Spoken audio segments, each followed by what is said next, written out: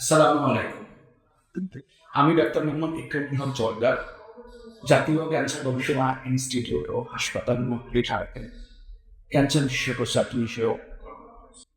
আপনারা জানেন, colorectal cancer সারা পৃথিবীতে অন্যতম একটি ক্যান্সার এবং এটি তৃতীয় প্রধান ক্যান্সার। মৃত্যুর দিক থেকেও আমরা আজ জানব কোলোরেক্টাল ক্যান্সারের কারণ সমূহ। প্রথমেই বলব, বয়স অন্যতম একটি কারণ। একটি গবেষণায় দেখা যাচ্ছে যে 60 বছর বয়সের ক্ষেত্রে কোলন ক্যান্সার প্রায় 30 গুণ বেশি যাদের বয়স 40 বছর। আরেকটি কারণ হল খাদ্য অভ্যাস। সাধারণত লাল মাংস বেশি বা মাংস জাতীয় খাবার এবং প্রসেসড ফুড বা ফ্রোজেন ফুড অথবা স্যুপ বা লবণাক্ত খাবারের কারণে কোলন ক্যান্সারের ঝুঁকি অনেক বেড়ে যায়। অন্যভাবে কম আঁশযুক্ত খাবার এবং ভিটামিন মিনারেল জাতীয় খাবার কম গেলেও কোলন ক্যান্সারের ঝুঁকি বেড়ে যায়।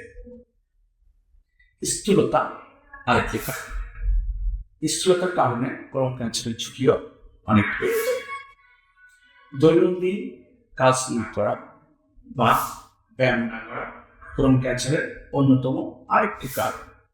মদ্যপান কোলোরেক্টাল ক্যান্সারের আরেকটি কারণ। অনুরূপভাবে ধূমপানের কারণেও কোলোরেক্টাল ক্যান্সারের ঝুঁকি অনেক বেড়ে যায়। এছাড়াও পারিবারিক ইতিহাস আরেকটি প্রধান কারণ। পরিবারে এক বা একাধিক সদস্য কোলোরেক্টাল ক্যান্সারে আক্রান্ত হলে পরবর্তী প্রজন্মের ক্ষেত্রে কোলোরেক্টাল ক্যান্সারের ঝুঁকি একটি বেড়ে যায়। তাছাড়া 10 বছর বা তার অধিক সময় ধরে অন্ত্রের প্রদাহ যেমন আলসারেটিভ কোলাইটিস বা ক্রনস ডিজিজ থাকলে কোলোরেক্টাল ক্যান্সারের ঝুঁকি বেড়েছে।